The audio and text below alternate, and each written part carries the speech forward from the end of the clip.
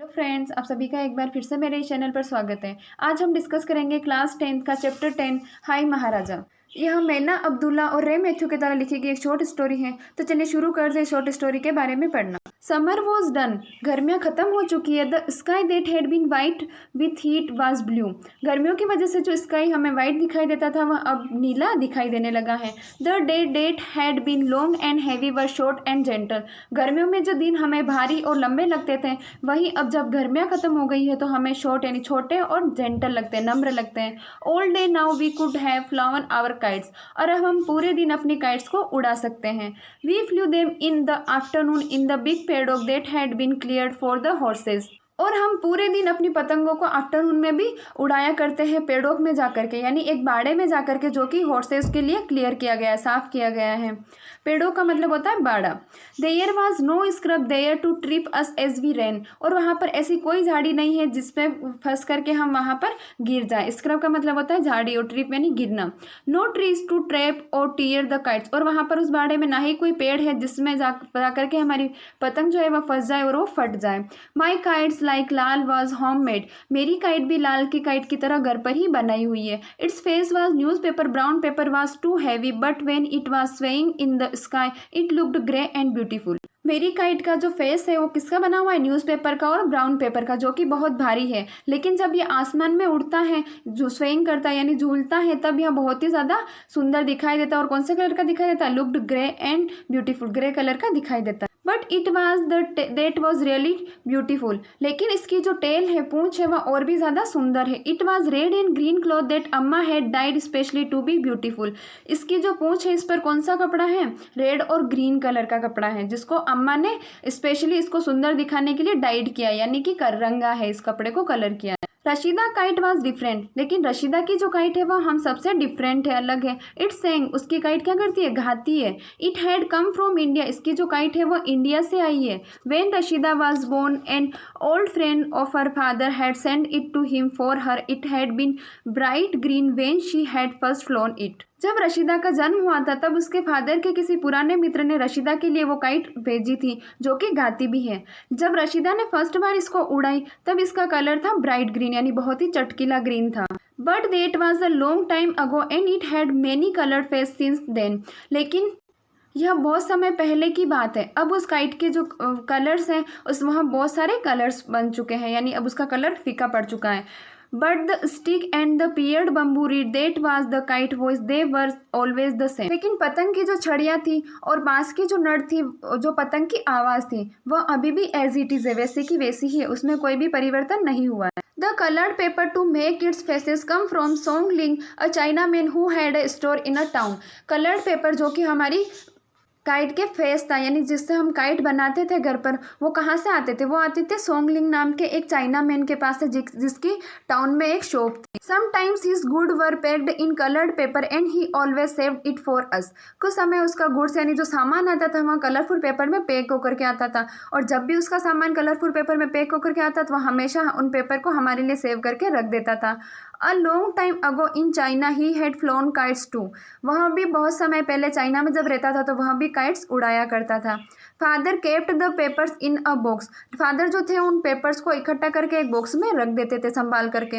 It was used only for Rashida kite, यह सिर्फ रशीदा की काइट के लिए ही यूज में आते थे। Which we all knew was special, it could sing, हम जानते हैं कि रशीदा की काइट हम सब में से स्पेशल है क्योंकि उसकी काइट गाती भी है। We wound the kite string round bamboo rollers which father had brought with him from the Punjab, और हम पतंग की डोर को बांस की उन चरखियों पर लपेटा करते थे जिनको पिताजी पंजाब से लेकर के आए थे। He had been the best kite flyer in his village, और वह अपने गांव में सबसे बेस्ट पतंग उड़ाने वाले रह चुके थे। He used to tell us stories of the kite season there and of the Basant Panchami the spring festival when all India flew kites and there one competition to see who flew them best, और वह हमें पतंगों के मौसम तथा बसंत पंचमी की कहानियां भी सुनाया करते थे। यह भी बताते वो कि बसंत पंचमी में किस तरह से पूरे भारत में एक साथ पतंग उड़ाई जाती है, और यह देखने के लिए वहाँ पर कंपटीशन भी होता है कि सबसे अच्छी पतंग कौन उड़ाता है। अम्मा टोल्ड अस स्टोरीज टू, अम्मा भी हमें इसके साथ ही स्टोरी सुनाया करती थी। Legend about brave young rajas using kites as messenger of love, अम्मा हमें जो स्टोरी सुनाई थी वह किसके बारे में सुनाती थी? ब्रेव राजास के बारे में, यानी बहादुर राजा के बारे में, जो कि काइट को अपना मैसेंजर यानी कि संदेश वाहक बना करके अपना संदेश भेजते थे किसके पास? अपने लव के पास। Of a general who cheered his shoulders by tying and लालटेन to a kite and telling them it was the star of victory. Victory का मतलब होता है जीत। और उन सेनापति के बारे में भी हमें कहानियां सुनाया करती थी जो पतंग के ऊपर लालटेन बांधकर अपने सैनिकों के पास भेज करके और उनको आनंदित करते थे और उनको कहते कि यह हमारी जीत का तारा है। चीयर्ड का मतलब होता है प्रसन्न करना या आनंदित करना। Of villagers who all night long flew singing kite so that they might sing away every harm and hurt. और उन ग्रामीण लोगों की कहानियां भी सुनाया करते थे जो पूरी रात गाने वाली पतंगे उड़ाया करते थे, ताकि उन पतंगों के साथ जो गाने बज रहे हैं उनके साथ उनकी जो पीड़ा है, उनके जो क्षति हुई है, उनको नुकसान हुआ है, वो भी उस गाकर वो पतंगे अपने साथ उड़ा करके ले जाए। But this things belong to India and legend and not to Rashida. लेकिन ये जो सारी चीजें हो रही थी ये कहाँ से बिलोंग करी थी? इंडिया से, हमारे से या रशीदा से इसका कोई लेना देना नहीं था। Not to Lal and not to me, ना ही तो लाल का इससे कोई संबंध था और ना ही मेरा इससे कोई संबंध था। We flew our kites because we loved the dip and dive and sway them against sky. हम पतंगे इसलिए उड़ा रहे थे क्योंकि हमें पतंग उड़ाना पसंद था।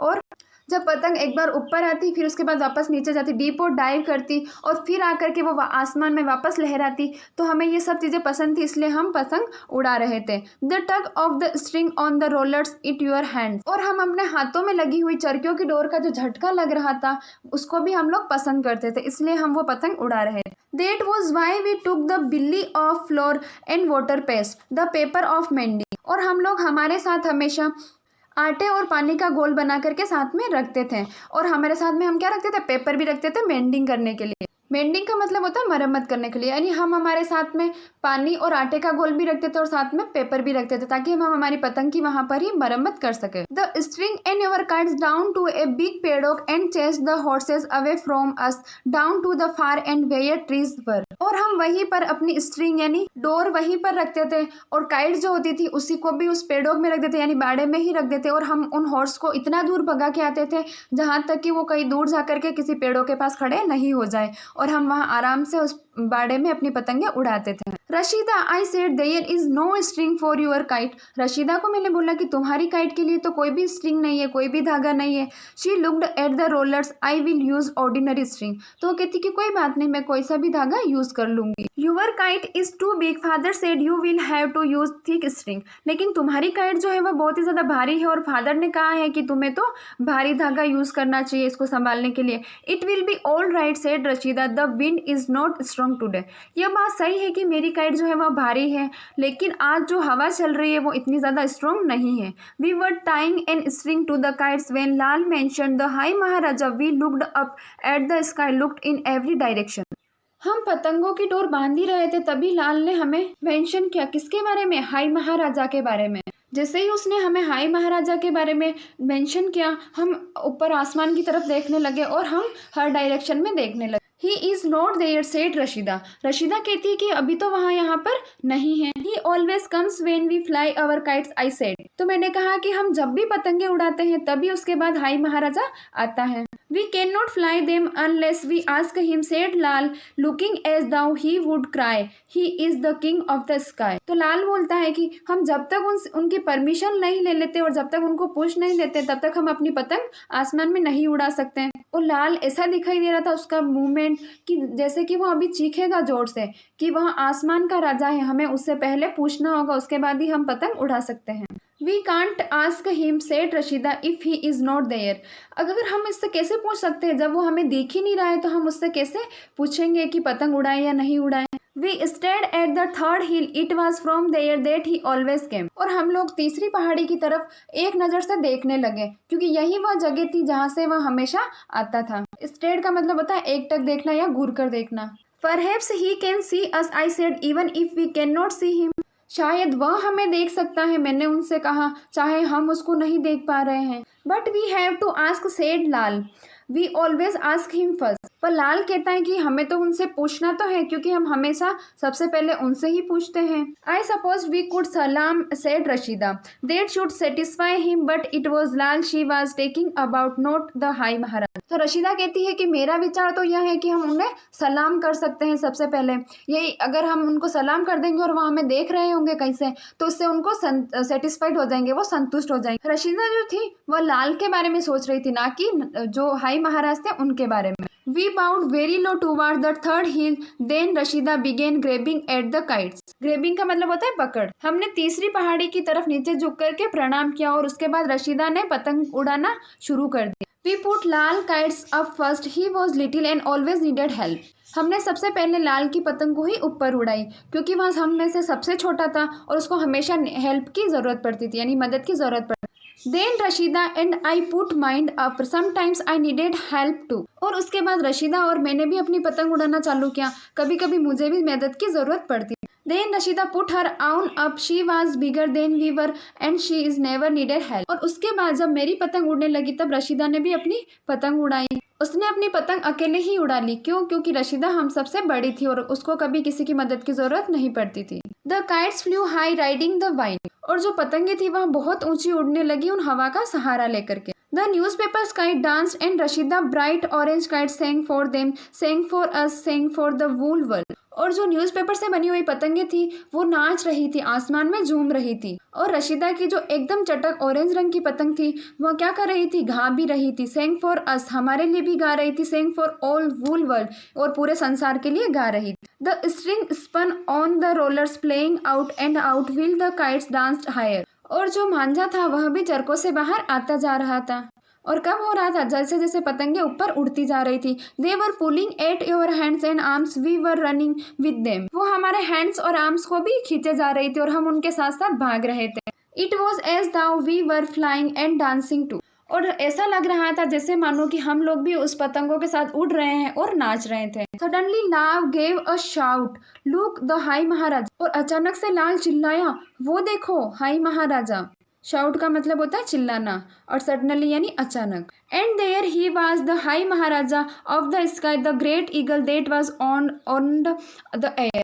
ईगल का मतलब होता है बाज। और तभी हमने देखा वो हाई महाराजा, वो कौन है? ईगल है, जो कि हवा को अपने काबू में रखता है। यानी वो हाई महाराजा कौन था? ईगल था। Serenely and without haste he circle the three kites. Serenely का मतलब होता है शांतिपूर्वक, और हैस्ट यानी जल्दबाजी, यानी बिना जल्दबाजी के और शांतिपूर्वक वह तीनों काइट जो थी उनके चारों तरफ चक्कर लगाने लगा। His wings hardly moved. उसके जो पंख थे वो मुश्किल से ही हिल रहे थे। He glided solemnly while they danced for him and Rashida kite sang. Glide करना यानी उड़ना।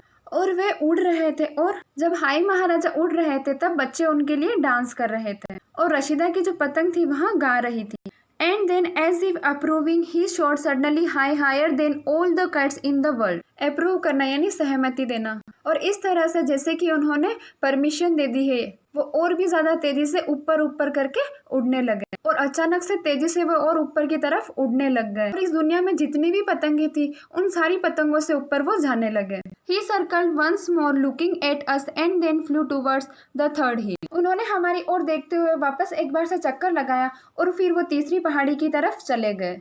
He is beautiful, said Rashida. Rashida ने कहा वह सुंदर है। He is too big, I said. I am glad he does not come close to us. और फिर मैंने कहा कि वह बहुत बड़ा है, लेकिन मैं इस बात से प्रसन्न हूँ या फिर खुश हूँ कि वह हमारे नजदीक नहीं आता है। He is the high Maharaja, said Lal. He would never hurt us. तभी लाल ने कहा वह हाई महाराजा है, वह कभी भी हमें नुकसान नहीं पहुंचाएगा। I want to fly, said Rashida, and she jumped up and down with her kites as though she were flying already. और फिर रशीदा कहती है कि मैं उड़ना चाहती हूँ, और वह अपनी पतंग के साथ साथ ऊपर नीचे इस तरह से कूदने लगी जैसे कि वह पहले से उड़ रही हो। If I could fly, I would go so far up that the kite could not catch me. और वह क्या कहती, यदि मैं उड़ पाती तो मैं इतना दूर जाती और इतना ऊपर जाती कि वहाँ कोई भी पतंग मुझे नहीं पकड़ पाती। I had been so high that you Nimmi and you Lal would look like ants, would look smaller than ants. और वह कहती कि मैं इतना ऊपर उड़ जाती कि निम्मी तुम और लाल तुम दोनों मेरे को चींटियों की तरह दिखाई देते और चींटियों से भी और छोटे दिखाई देते। यानी रशीदा क्या कहती कि मैं अगर उड़ पाती तो इतना ऊपर उड़ती कि लाल और निम्मी तुम दोनों जने भी मुझे चींटियों की तरह दिखाई देते।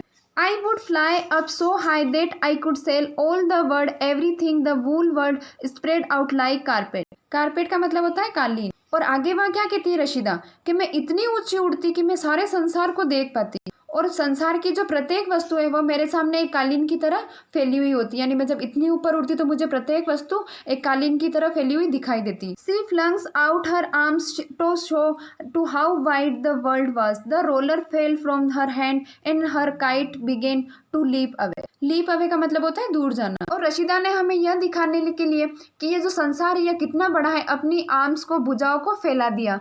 और जब वो ऐसा कर रही थी तब उसकी जो चरखी थी वो अपने हाथों से गिर गई उसके हाथों से, और उसकी पतंग जो थी वो और दूर जाने लग गई। I screamed and Lal shouted and Rashida grabbed desperately to catch the string. Screamed यानी चिल्लाना, शाउटेड यानी चिल्लाया, ग्रैब्ड यानी झपट, डेस्परेटली यानी निराशापूर्वक। जब उसकी पतंग उड़ रही थी तो मैं चीखी जोर से और लाल भी चिल्लाया और रशीदा निराशापूर्वक डोर पकड़ने के लिए उस डोर के पीछे झपटी यानी भागी। It was cutting her hand but she hold on to it. वहाँ जो डोर थी अब रशीदा के हाथों को काट रही थी, लेकिन उसने उस डोर को छोड़ा नहीं, अभी भी उसने उसको पकड़ के रखा। With my free hand I trip to pick up her roller. और मैंने अपने खाली हाथों से उसकी चरखी को काटने की और उठाने की कोशिश की। I had just got it when Rashida jerked the string to make it hurt less and it snapped. Snapped यानी टूट गया। और मैंने उसको उठाया ही था, रशीदा ने यह सोचा कि कहीं मेरे को चोट ना लग जाए, इसलिए उसने उस डोर को जोर से झटका दिया और वहाँ टूट गई। It snapped high up farther than Rashida could jump farther that we would reach. यह डोर जो टूटी थी वह इतनी दूर टूटी थी कि रशीदा भी वहां तक नहीं उछल सकती थी, यानी इतनी दूर पर उछल करके वो उस पतंग की डोर को नहीं पकड़ सकती थी, और इतनी दूर कि हम लोग भी उससे वापस नहीं पहुंच सकते उसके पास और नहीं पकड़ सकते। We could only stand Lal and I with our newspaper kites and Rashida with her useless string and watch the singing kite fly upwards and away from us like a bird that had been set free. हम केवल वहाँ पर खड़े रह सकते थे, इसके अलावा और कुछ नहीं कर सकते थे। लाल और मैं अपनी अखबार की बनी हुई पतंग के साथ और रशीदा अपनी यूजलेस डोर को लेकर के खड़ी हुई थी, और उसकी जो गाती हुई पतंग थी वह आज़ाद पक्षी की तरह ऊपर की तरफ उड़ते हुए जा रही थी, और हम उसे सिर्फ खड़े हुए देखते ही जा रहे थे, और हम देख रहे थे कि वह गाती हुई हमसे दूर जाती जा रही है। आई होप आप सभी को यहाँ तक स्टोरी समझ में आई होगी। इस कहानी का आगे क्या होता है हम देखेंगे हमारे नेक्स्ट वीडियो में।